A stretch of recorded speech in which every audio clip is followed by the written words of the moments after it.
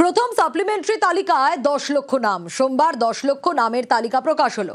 10 লক্ষের মধ্যে তাহলে বাদ গেল কত শতাংশ? 40% নাকি বাদ? 29 লক্ষ নিষ্পত্তি হলেও 10 লক্ষের নাম কেন? নানা প্রশ্ন নানা ভাবে ঘোরাফেরা করছে। আরো বিস্তারিত এই বিষয়ে সোমরাজের থেকেই জানবো। সোমরাজ, প্রথম সাপ্লিমেন্টারি তালিকা একেবারে মধ্যরাতে বেরোলো আর 10 লক্ষ নাম, তার মধ্যে বাদ চলে গেল কত? দেখো, যেটা কমিশন সূত্রে জানা যাচ্ছে, সোমবার রাত 11:45 নাগাদ যে প্রথম দফা সাপ্লিমেন্টারি তালিকা নির্বাচন কমিশনের তরফে প্রকাশ করা হয়, সেখানে প্রায় 10 লক্ষের নামের তালিকা প্রকাশ করা হয় এবং সেই 10 লক্ষের নামের মধ্যে প্রায় 40% কাছাকাছি নাম ডিলিটেড ক্যাটাগরির মধ্যে পড়েছে। অর্থাৎ প্রায় 4 লক্ষ নাম যারা ডিলিটেড ক্যাটাগরির মধ্যে পড়েছে। অর্থাৎ এক্ষেত্রে বলাই যায় প্রথম দফা সাপ্লিমেন্টারি তালিকা থেকে প্রায় 6 লক্ষ নাম নতুনভাবে যুক্ত হয়েছে ভোটার তালিকায়। কিন্তু এটাও কমিশন সূত্রে জানা যাচ্ছে যে রাজ্য জুড়ে 80,681 বুথে সাপ্লিমেন্টারি তালিকা প্রথম দফায় প্রকাশ করা হয়নি। প্রায় 40,000-এর কাছাকাছি বুথের সাপ্লিমেন্টারি তালিকা প্রকাশ করা হয়েছে।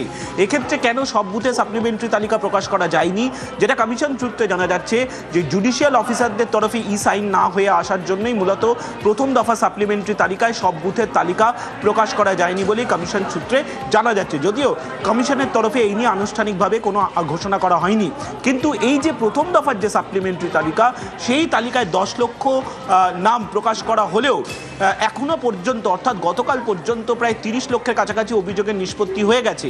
পাশাপাশি যেদিন, অর্থাৎ সোমবার রাতে যখন সাপ্লিমেন্টারি তালিকা প্রকাশ করা হয়, সেই সময় কমিশনের হিসাব অনুযায়ী 28 লক্ষেরও বেশি অভিযোগের নিষ্পত্তি হয়েছিল। অর্থাৎ 28 লক্ষেরও যখন বেশি অভিযোগের নিষ্পত্তি হয়, তার মধ্য থেকে 10 লক্ষ নামের তালিকা কমিশন গত সোমবার রাত 11:45 নাগাদ সাপ্লিমেন্টারি তালিকা আকারে প্রকাশ করে। সোমরাজ, সেক্ষেত্রে সুপ্রিম নির্দেশ ছিল যে যা বাকি রয়েছে প্রতিদিন তালিকা প্রকাশ করতে হবে। সেক্ষেত্রে প্রতিদিন তালিকা প্রকাশে কি কমিশন তৈরি? দেখো, প্রতিদিন তালিকা প্রকাশে কমিশন তৈরি বলেই কমিশন সূত্রে জানা যাচ্ছে। ইতিমধ্যেই কলকাতা হাইকোর্টকেও তা জানিয়ে দেওয়া হয়েছে যে কলকাতা হাইকোর্ট যদি প্রত্যেক দিন বিকেল 5টার মধ্যে রিপোর্ট পাঠিয়ে দেয়, তাহলে প্রত্যেক দিন নির্বাচন কমিশন সাপ্লিমেন্টারি তালিকা প্রকাশ করে দেবে। যদিও দ্বিতীয় দফা সাপ্লিমেন্টারি তালিকা নির্বাচন কমিশন শুক্রবার প্রকাশ করার প্রস্তুতি নিয়েই এগোচ্ছে। ফলত শুক্রবারের আগে প্রত্যেক দিন সাপ্লিমেন্টারি তালিকা প্রকাশ করা সম্ভব নয়, তেমনটাই কমিশনের আধিকারিকরা জানাচ্ছেন। কিন্তু সেক্ষেত্রে কমিশনের আধিকারিকরা এটাও জানাচ্ছেন যে নির্বাচন কমিশনের সফটওয়্যার প্রস্তুত রয়েছে। যদি প্রত্যেক দিন হাইকোর্ট থেকে রিপোর্ট আসে, তাহলে প্রত্যেক দিনই তারা সাপ্লিমেন্টারি তালিকা প্রকাশ করে দেবে। আর সেক্ষেত্রে আরো একটা বিষয় রয়েছে সোমরাজ, একটু তোমার কাছ থেকে জানতে চাইবো যে ভোটের কাজের ক্ষেত্রে চুক্তিভিত্তিক কর্মী নয়, সিইওর তরফ থেকে রাজ্যের সিইওর জেলা শাসকদের বেশ কিছু নির্দেশ দিয়েছেন। সেক্ষেত্রে কি কি সেই নির্দেশিকায় কি রয়েছে?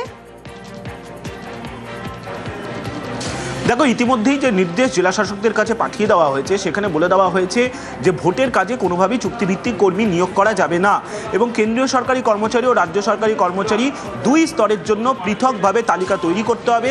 আগামী 30 তারিখের মধ্যে সেই কমপ্লায়েন্স রিপোর্টও জেলা শাসকদের দিতে হবে। পাশাপাশি নির্বাচন কমিশনের নির্দেশের পর দেখা যাচ্ছে যে বেশ কিছু জেলায় প্রিসাইডিং অফিসার হিসাবে বা ফার্স্ট পোলিং অফিসার হিসাবে চুক্তিভিত্তিক কর্মী নিয়োগ করা হয়ে গেছে ইতিমধ্যেই। সেক্ষেত্রে জেলা শাসকদের কাছে এই নির্দেশ পৌঁছে গিয়েছে কমিশন থেকে যে যদি এই ধরনের ঘটনা ঘটে থাকে, যে অভিযোগ কমিশনের কাছে এসে পৌঁছাচ্ছে, তাহলে সংশ্লিষ্ট আধিকারিকদের বিরুদ্ধে শোকজ করতে হবে। কারণ কমিশন এটা কোনোভাবেই মেনে নেবে না যে চুক্তিভিত্তিক কর্মী নিয়োগ। তাই সেক্ষেত্রে কমিশনের তরফে স্পষ্ট নির্দেশ জেলা শাসকদের কাছে পৌঁছে গিয়েছে যে স্থায়ী কর্মী নিয়োগ করতে হবে। এক্ষেত্রে কেন্দ্রীয় সরকারি কর্মচারী ও রাজ্য সরকারি কর্মচারী দুই স্তরের ক্ষেত্রে পৃথকভাবে তালিকা তৈরি করতে হবে।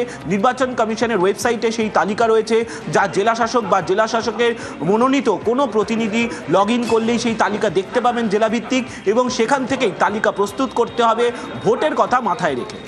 বেশ সোমরাজ।